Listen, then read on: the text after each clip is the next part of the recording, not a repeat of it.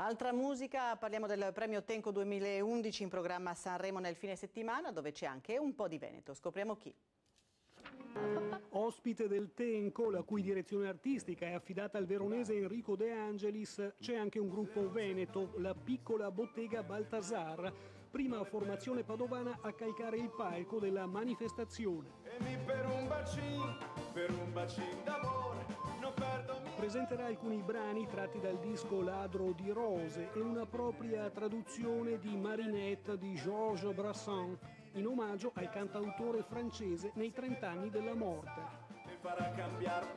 Nella nostra musica risuona tutto quello che è passato negli anni 80, negli anni 90 e prima. Abbiamo degli ascolti molto diversi e poi senz'altro all'interno di questa proposta musicale della Piccola Bottega Baltasar c'è molto il Veneto, che appunto con le sue contraddizioni è una fonte continua di ispirazione per noi.